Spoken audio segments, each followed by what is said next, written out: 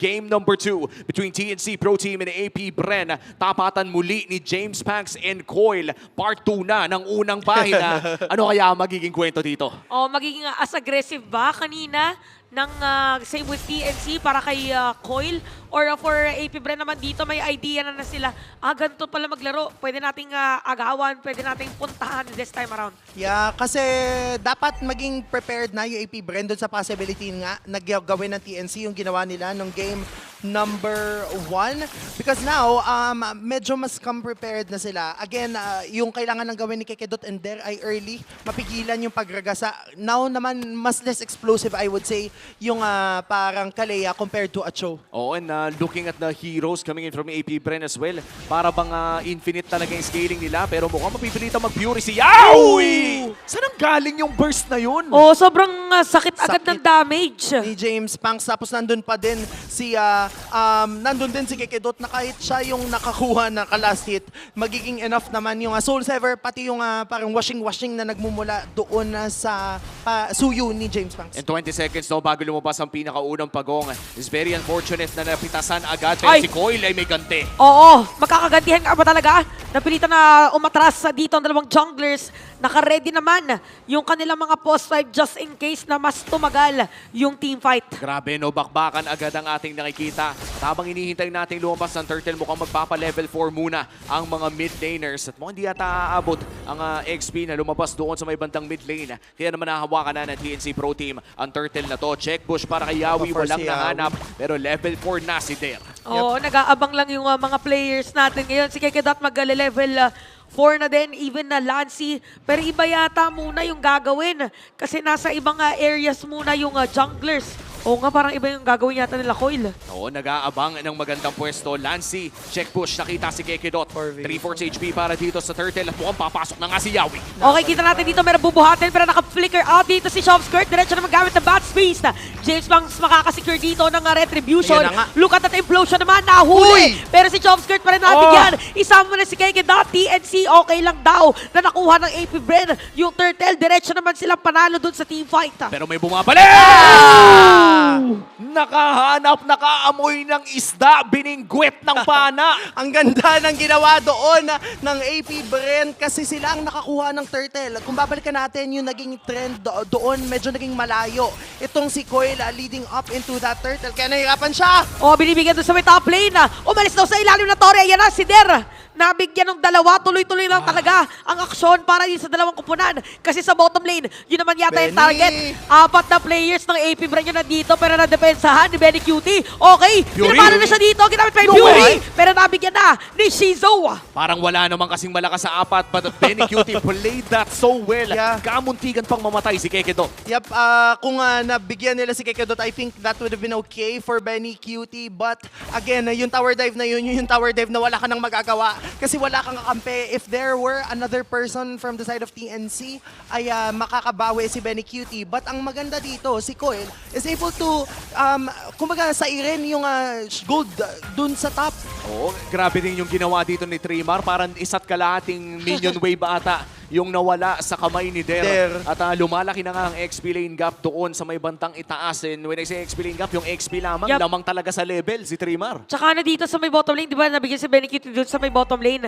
Ginamit nila ang diversion niya para makaabot pa doon sa ibang minion. So hindi natin talaga masasabi na masyadong lugi si Benny Cutie doon sa may lane. But so far, things are looking good na din para yun sa AP Bren. Sabi natin kanina, kailangan lang nila na better na early game. Ngayon, better ang kanilang pinapakita. Oo, at hindi pa nga lumalaki ang gold din ng TNC Pro Team dito. And looking at the heroes as well, yung Granger at yung Cecilio na habang tumatagal, ay mas lalo pang sumasakit yan. O yung Turtle ata, libreng makukuha. Eto na nga, nakakuha na at nahuli naman. Dito si Yawi, itutuloy ba? Dumating na rin dito ang Death Sonata, naka-ready 3-bar TZ. Wow! Doon sa harap ng Grabe! players sa AP Bren. Pero hindi nila itutuloy.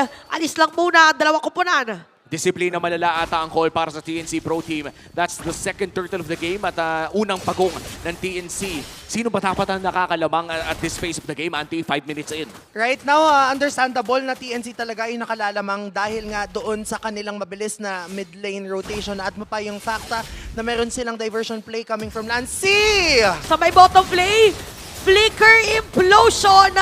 So magandang play to, pero dumating na ilang mga players sa TNC. Yung Di Wave of masila? the World ay nandoon. Batayapa, successful play for AP Bren. Pero grabe yung ginagawa ni Coilo. Habang nangyayari ang lahat doon sa may Sa bandang taas. baba ay talagang nag-push siya sa taas. At mukhang madedef pa ata niya yung mid. Ito ata yung tinatawag natin na kinakain ng lahat ng junglers at may Yeah. 1v1 pa. Ooh, middle Nabol! lane. Binitikan, pero nagkapatayan. Anong score natin ngayon para sa mga jungler? 1-1? Mainit. Solo kill sila. At grabe talaga yung galawan ng dalawang ito mula RG all the way to the professional scene. Hanggang sa torre ng Game 2 ay naglalaban sila. 6 minutes in, lamang na ang TNC ng almost 1,000 gold. At mukhang may concealed play si Yawi dito. O, sasalubungin yata dito ni Kekedata. So, concealed din.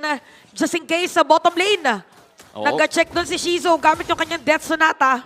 At yan talaga yung maganda sa Death Sonata. Nakakainis man yung may vision pa, pero diversion ay nagamit na nga rin. Pero mukhang walang sasakay. Trimar! Ooh! Ito na implosion na sinasabi, pero makakatakas. Na flicker lang. Boy Hindi na- pa. Boy pa naman. Boy pa naman, ang naging maganda lang doon ay napoke nila si Trimar TZ. However, for Trimar, magiging madali na pabalikin yung buhay niya. Kasi every single time kinakas niya yung kanyang first skill, bumabalik yung buhay niya kapag kinukuha niya yung gluelet doon. And now, the last turtle is up. But in terms of position, TNC pa din yung mas lamang. Oo, at sakto na wala pang flicker dito si Kekedot. Ipo-burst na nga ata ito ng TNC Pro Team. Magko-contest! Ang ganda pagpasok, pero bubuhatin. Pero makakatakas lang din naman. Ha? So, biglang alis. Paano nakatakas yun? Fury. At Ah. nagulat din ako. Akala ko, naisip ko, parang dapat ano na yun eh. Parang insta-kill yung itsura eh, no? Yeah. Kaso mukhang si Trimar ay nandun sa may bandang likod. 3 laban sa 3. Papasok si Yawi. At may kita na nga natin dito na meron pang mga duality na mapoproc. Pero Torre pala ang gustong kuhanan ng TNC. So makakita tayo na disiplina ngayon kasi kanina ba ito ginagawa ni Oo. Coil? Yeah. Nakafocus din dun sa may top. Every time na may ginagawa sa bot. Level 12 na tuloy si Coil ngayon habang si James Pang sa level 11 kasi yung jungler takes all yung Trimar. talagang ginagawa niya. Another implosion. Kanina nakatakas si Trimar TC. Ngayon daw hindi pwede. Ay! At nakita natin hindi tumama saglit yung supposedly play from Der. So alis muna. But si Trimar TC lang ang naging casualty. Ang tapang ng AP Pre, no? Talagang wala silang pakikontak man. Pero mukhang may nahuli si Yawi dito at mukhang may masasapak pa. Si Kekedot ata ang isusunod Shizu! nila. At yung Sakit! bola ay masakit. Si Coil ay nakaisa. TNC Pro Team ang nakalamang doon. Napakaganda nito para sa TNC Pro Team. Alam nila na kailangan natin pigilan na si Shizo. Ang ganda din ang ginawa nila na nakakuha sila ng 2 miyembro ng AP Bren. 2 beses na natin nakikitang nagsiset up si Yawi using the Tsunami Slam pero hindi naging effective that much kasi naiiwasan siya or nababurst down agad siya. That setup really is something na kailangan niyang i-replicate moving forward kasi so far, nauunahan siya ni Kekedot sa pagsiset up ng implosion. Oo, nakikita nga talaga natin dito, no, si Yawi, kinailangan pa niya mag-Fury para magkaroon ng ability na mag-counter set with the Tsunami Slam. Pero there, nag-I'm offended. Pero mukhang tatalo na naman si Yawi. Ayan Eto na. na, sino naman nabit-beta? At nabit-bit na nga nila dito si Der. So, nandun sa likod. Hala, biglang naningil. Biglang naningil at nakita na nga natin dito si Kekedat. Den ang kanila makukuha pang si Coil ay buhay pa rin. Kompleto May Lord. ngayon. Ang TNC, sakto meron pang Lord. Lahat nakatingin sa isda, pero yung hamster na may kidlat-kidlat ay hindi napansin Oo. doon sa likod. Hindi talaga napansin, kaya nga dumiretso ng ganun-ganun lang si Coil leading up into that almost wipeout on the side of AP Bren. And yun yung nakapag-secure sa kanila ng unang Lord ng laban. Kung papansinin na natin, ang ating Dumiretso siya instant dyan eh. replay, yung unang buhat ni Yawi with the Tsunami Slam, yung Ayun, nag-set no? up ng laban. Wow. But yung fact na nakapunta si Coil dun sa backlines is something na kailangan yung gawin kung ikaw din yung jungler. At parang wala atang nakapag-expect na biglang dadating doon yung Joy na full stacks na Yes. ginamit yung Lito Wanderer para sa first 2 at yung pangatlong dash ay nandun na lang sa harapan nila. Yeah. Kaya naman AP Bren ngayon, under 4,000 gold against TNC Pro Team. Nag-ubi na, nag-group up na. At mukhang naghahanap sila ng paraan na makadepensa dito sa pinakaunang Lord. Marami pa naman silang Torre at medyo mahihirapan ng TNC na kumuha ng inhibitor Ang dito. crucial pa doon, ang nakuha niya pala kanina si Shizo. Tsaka si Yacho of Skirt. So parang medyo mahirap din talaga para sa AP Bren na mag-counter-engage against TNC kanina. So Lord nang sa may bottom lane, sisira naman sa may middle lane ang TNC. Grabe, ang sakit talaga mag-push ng isang Bruno. Parang Yeah. kada bola, bumabakat sa May- mga Torre. Bigla may Wilson, Oo. no? Yeah. Ano yun? Ay, hindi mo napanood yung Castaway? Yung ano siya? Parang may Wilson. Ah, Hindi ko din alam yun. yung coconut. Oh, Oh. lumalabas ang edad natin. Hindi, dyan. napanood ko lang. Favorite ng mama ko yun. Ah, eh. favorite pa ng mama mo. Sorry. Hindi ko talaga alam, pero okay lang yun. Kasi ngayon, alam mo, kahit nagbago naman yung Bruno, no? Hindi na to yung Bruno na kilala natin. Masakit pa din yung damage output niya dahil sa critical strike na mga bola na meron siya. And same yung build. Ang nabawas lang talaga yung strength ng Malefic Gun. Oh, tsaka as far as I know, parang na-nerf din yung mana Yes. na paggamit ng kanyang first skill na nagdadagdag ng physical damage. Kaya naman kadalasan no, sa RG minsan nga makakakita ka na naka-demon shoes Na Bruno, actually. Bruno. But this time around, I'm not quite sure no, kung ano nga ba yung naging sapatos dito ni Benny QT. But regardless, napakasakit talaga Warrior. ng TNC Pro Team dito. And siguro no, sa pag-check natin ng Infinix in-game equipment, ay masisilip Warrior nga natin Warrior Boots para na rin counterin yung physical damage na manggagana kay James Max and Shizo. Oo, kasi siya nga pala yung tatargetin. Later on siya yung talagang lilikuran pero huge goal need again for TNC. Ito meron pang bumili pa ng Wishing Lantern. Si Coil. Si Coil. Ito ba yan yung nagpapasakit ng damage Yep. against tanks? Yeah, sobrang crucial nun, especially going up against KK Dot and Dare na malaki yung health nila kasi mas masakit yung damage ng Wishing Lantern. Although, in-adjust yung Wishing Lantern na very, very light recently Ano? na nagpo-proc din siya even with lower health na hero at the expense of pagpapabagsak ng damage output against tanks na mas mataas yung health. Oh, at least mas versatile na Yes. ang item na to. Hindi na to yung makakategorize natin na bilang anti-tank Yep. item lamang. At lumalaki na nga ang goal lead ng TNC Pro Team. Shizo using the Death Sonata para magtingin-tingin sa loob ng mga bushes. At lalabas na rin ang ating Lord. Again, sa changes na Lord na lumalabas, simulang Lord pa lang ay umaamba na, pataas lamang ng pataas ang damage. Kaya hindi na, kumbaga, RIP Luminous Lord. Hindi na yun. Yes. From Lord to Evolved Lord na Lord. lamang Yep. ang ating makikita by 18 minutes. So eto na guys, tingnan natin kung paano gagawin Wala. as TNC ay mabilis na makakakuha ng Lord. Hindi na pinasilip pa yung mga players na AP Bren. Nako, Chantel, looking at what's happening right now, mukhang gusto ng TNC Pro Team na magkaroon na 2-0. ng sweep for AP Bren. No? Kung makadepensa pa sila dito at paabutin naman ng Game 3, mukhang totoo ang mga haka-haka true. ng mga madla. Ano, wala kaming relasyon, wala kaming connection dyan. Totoo ang passive nyo ni Briggy na tignan natin. Oo, medyo mahihirapan ng AP Bren dito. Siyempre, puso pa rin Yeah. para sa kanila. Ayaw naman nilang hindi makaisa. Yes. Kahit papaano dito, tumagal ang laro. Pero Auntie, ano bang kailangan siguraduhin ng AP Bren para makadepensa sila dito? Right now, 12 minutes na yung Lord. Hindi naman sabay-sabay yung mga minion waves. So, one at a time ang kailangan gawin ng AP Bren. I think at this point in time, si Keke Dot needs to be able to set up yung kanyang mga kalaban. Pigilan si Yawi sa mga ganong pag-amba in this Tignan lang Kalia. natin kung mapipigilan nga ba. That's already one inhibitor turned down. Si Coil nag-high lamang Oo. sa buong squad ng AP Bren. Pero mukhang makakadepensa naman ng TNC, ay makakadepensa naman ng AP Bren dito. Ilan na kaya yung stocks nung Granger tsaka nung Cecilion. Parang, okay, pumasok, tinatamaan sa ilalim ng tore at sasaluhin ni Benny Cutie isang bala para hindi tamaan ng Death Sonata. Yeah, I think yung kit talaga na meron yung AP Bren dahil naka-Sicilian sila, naka-Granger, malakas sa poke, malakas din sa def. So kung hindi re-respeto ng TNC yun, baka umabot pa sa time na mabaliktad sila. Oo nga. So now, ito na yung tanong mo, Ate Shantz. 516 stacks para dito kay Shizo. And syempre medyo mababa Ayan pa. na. 4 stacks pa lamang para sa side naman ng kanyang 97. Sky Piercer. Medyo mababa pa. Medyo mahirap din kasi yung laro para sa side ng AP Bren. Kaya naman matagal-tagal pa ang kanilang hihintayin. Kung titignan naman natin yung Game 1, no, nakadepensa naman sila ng paulit-ulit. But this time, as you said, Auntie, gusto ko lang i-connect yung Sicilian plus the Granger. Yeah. Mukhang the more they defend, the Mas better lakas. the game goes para sa AP Bren. Oo, Yeah. tsaka yung pitik pa lang. Yes. Minsan dalawa kasi yung na-add sa stock.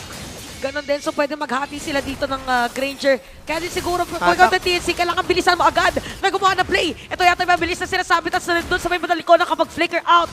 Si Kiki Dot, pero dadalhin na nga siya pabalik. Si Derden mag-flicker out at ang kapalit naman ay si Yawi 3 Martizi. Pero naman daw immortality. Tatanggalan yan ni Shizo. Nakaredy si James Fox. At look at that Sakit. double kill for the man with a million moves. naging mas maganda pa ang trade para dito sa AP Bren at kumita pa nga sila dahil yung 9K gold lead bumaba ng 8K na lamang. Yan, sakit ng damage output na coming from Shizu and Chov's skirt. Nakikita na natin bumabakat na yung mga paniki, yung mga bala, and even James Panks for the cleanup. Kailangan nilang maging mas maingat talking about TNC kasi even their frontliners, Yawi and Trey Martizzi, kaya nang i-burst down. Oo, medyo nakakatakot no. Yung pinakamakunat mong miyembro na si Trey Martizzi Yeah. with his split. Ayun, nababurst na. Si Yawi kanina pa naman nababurst dahil yun yung isang problema ata ng Kalea, no? Yung burst damage. Kailangan niyang lumapit para mang tsunami slam at the Yeah. moment na lumapit siya, ay kadalasan binibigyan agad. Kaya naman AP Bren na magsisimula ng loot Ayun na ito. na. Hindi pa naman ito yung evolved lord pero si Yawi ay nag-conceal na. Papasok si Koi! Diretso! Pero si Coil nga nakakuha niyan! Nasa unstoppable, nakuha na si James Banks. Napadaan Diversion! lang, nakakuha pa dito at napadaan lang. Makakatakas ba sila? Look at Yawi, nabigyan na nila. So -1 ngayon ang side ng TNC for AP Brennan naman. Panibagong depensa dahil merong naagaw na Lord si Coil. And what a highlight para kay Coil. Literal 3 dashes retry. Talk about a pogi place. Ano yun? Yun yung tinatawag nating sign of the pogi. Tama, sobrang pogi ng ginawa na yun ni Coil kasi yun yung nakapagpakuha sa kanila ng Lord and kahit nakakahalamang na ng slight, yung AP Bren in terms of damage output kaya nang sumabay. Ang ginawa ng TNC ay nag-focus doon sa ginawang play ng AP Bren na sinubukang i-burst down yung Lord but because merong sustainability, yung, hindi pala sustainability, merong dash mobility yung Joy tapos meron din siyang burst because of the electrifying beats, yun yung naging weapon o sandata ni Coil into getting that Lord. At tingnan natin kung enough mga ba ang sandata. 3 Martizzi na burst agad. At si Aray! Coil mukhang lalapit na James Ooh, Banks! si James Banks! Tony! Tinatawag ko ng palag, pero ito palag, yung kakampi. Immortality naman ang sagot. It's gonna be a shutdown para kay Burn! Shizu. Kakanya-kanya bilina ng mga immortality. Yung Lord nga pala na sa may Masakit bottom si lane. Josh. Si Kekidat ay buhay pa rin. Ginamit pa yung Secret Hammer para mamabilis na makabalik dun sa base at dun sa may middle lane. Ito naman yata ang bibigyan. Si Yawi unti-unting aatras muna at defended ulit ang base pero kalbo na yung mga tore ng AP Bren. Pangalawang depensa na ito ng AP Bren. At kahit pa sabihin na nating malaingan na kalbo na ang basing ito, ay para bang lumalakas na talaga ang AP Bren. Yan, nakikita na natin yung bawas ng kalbong base ng AP Bren. Hindi yung base yung may damage, pero si Chov Skirt as well as si Shizu, almost lock item na si Shizu, so definitely kaya na niyang pumalag. And Chov Skirt, kulang na lang siya ng either Holy Crystal or ng isa pang item like the Wishing Lantern. So yun na lang yung mga options for AP Bren. The moment na magkaroon na ng 300 stacks yan si Chov Skirt,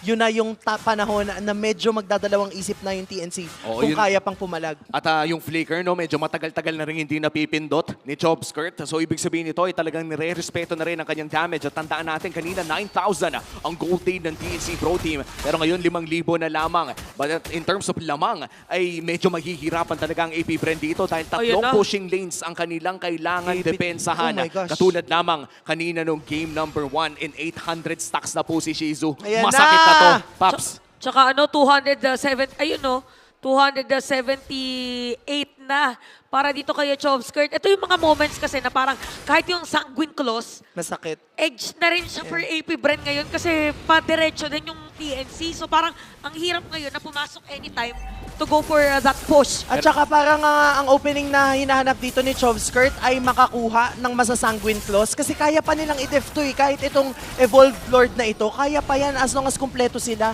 At naging libre pa nga ang Evolved Lord. As you said, Auntie, kaya namang depensahan ang Evolved Lord na to sa kalakasan ng wave clear na meron ng AP Bren dito. And that is quite unfortunate na kay Kekidot pa napunta. Napangiti ang, si ang Shizu. purple na Kaya to. nga. Kita sa camera, napangiti na lang nga din siya. Pero kaya sila pumwesto din to doon para may pang-def yung Cecilion at hindi Yes. maubusan ng mana. Tignan na lang natin no, kung ano nga ba magiging consequences ng nangyari na yon. Napaka-crucial pa naman ng depensa depensang ito. An Evolved Lord on the side of TNC Pro Team. At gusto na nga Twilight mag-sweep ng Phoenix Armor. Immortality secured para dito kay Yawi. At 3 wave ata ang ipagsasabay nila. Flicker is available for everyone. Okay, naka-ready sila ngayon. Papasok si Yawit na. Bit na nga dito si Kekidot. Si Shizong unang target. -1 agad ngayon sa damager ng AB Bren. Benny Cutie unti-unti na nga nag-hit sa mga Si players ng Benny. kalaban nila. At mukhang that's it dahil hindi na yata madedepensahan dito yung Lord. Habang si James Kaya Max pa. naman nawala ng immortality. Base lock lang Oy. para sa TNC. Pero si James Max lumalaban pa rin pero hindi na palalabanin as a TNC. Mananalo with a sweep. At sa unang pahina ng kwento ni Kyle at James Banks, ang makakalamang ay si Coil. To be continued na muna ang susunod na pagkikita. To be coil-tinued. Yes!